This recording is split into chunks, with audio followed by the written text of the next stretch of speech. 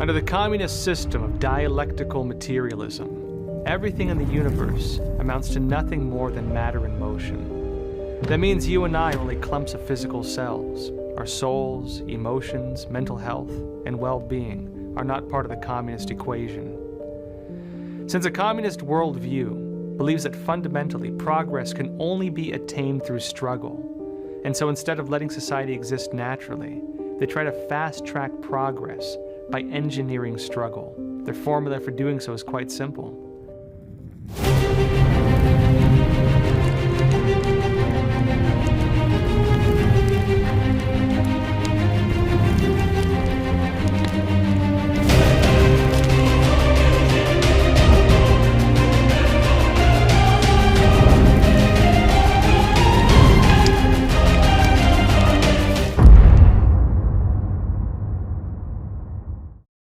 Marxist theorist Georgy Valentinovich Plekhanov wrote in Dialectic and Logic in 1928 that the communist dialectic follows three laws: to identify, to contradict, and to exclude the middle.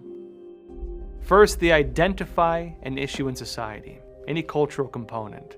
Then they contradict it by sharpening said issue into two antagonistic extremes. The chosen issue is then polarized and distributed to the media via state mouthpieces in a new campaign, designed to create contention and cause struggle. And in this campaign, the goal is to exclude the middle. There's no tolerance for moderates. Vladimir Lenin, under the Soviet Union, categorized all people into only two groups: those who supported the communist revolution and those who did not. And those who did not were marked for destruction. Traditional dialectics aim to help people understand truths through the exchange of varying ideas or by looking at both sides of an issue. Karl Marx's idea of dialectical materialism, which is at the heart of modern communism, does the opposite.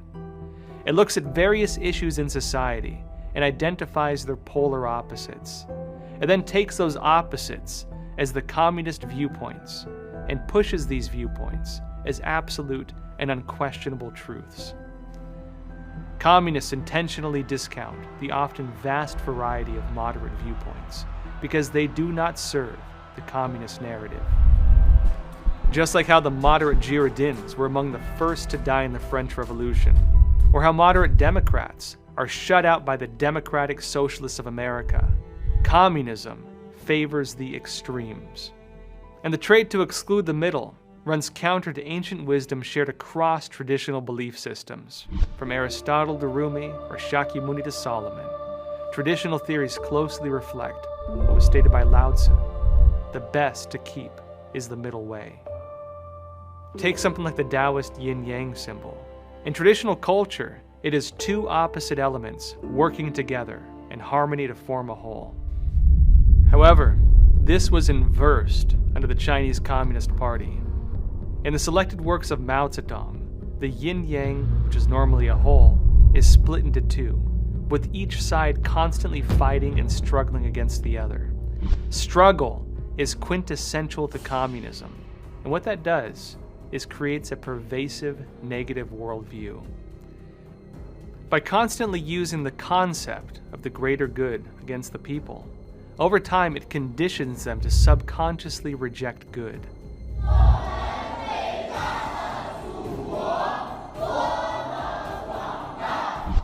And the concept of goodness doesn't exist. It's only a label used for power struggles. Since, after all, that's how the communists view the greater good. People become accustomed to an environment where people are selfish, evil, untrustworthy, and inherently have bad intentions. Everything is a struggle. This is the communist worldview.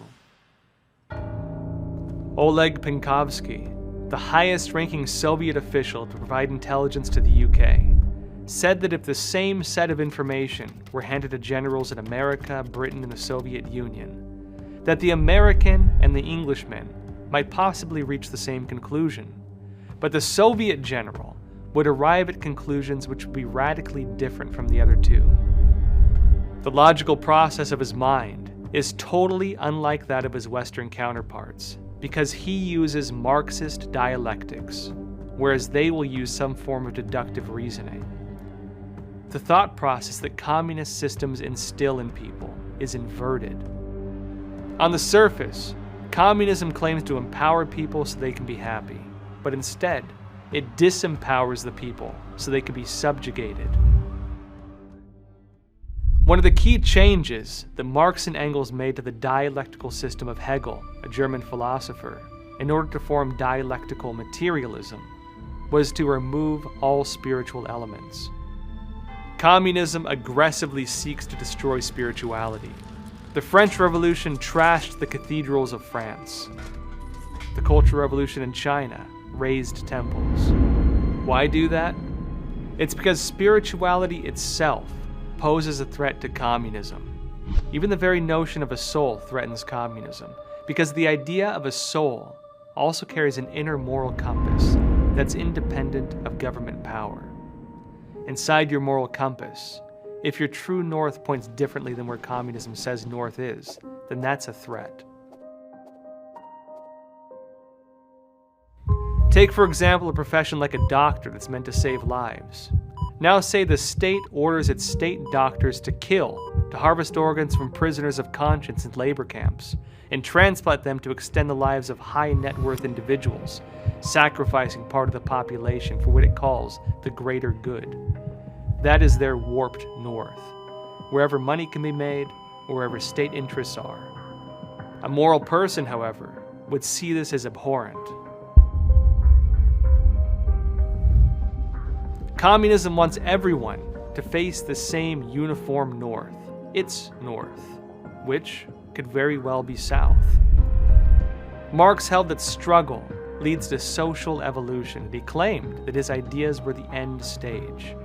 His communist system thus tried to incite struggle to hasten this process, a process that required fomenting economic, social, and moral collapse. Marx's theory of the 5 stages of civilization mirrors those of Thomas Cole's Course of Empires. Cole believed the 5 stages to be the savage world, the pastoral, the consummate empire, destruction, and desolation.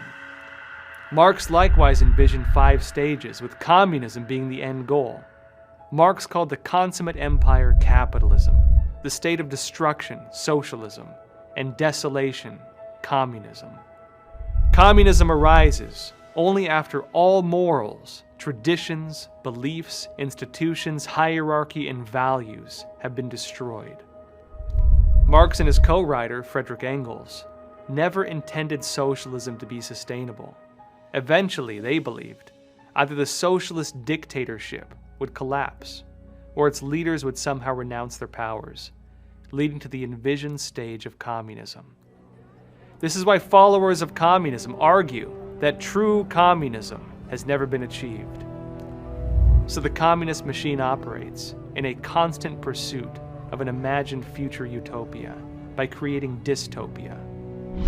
In the last 100 years, it has claimed over 100 million to 150 million lives in its pursuit of progress.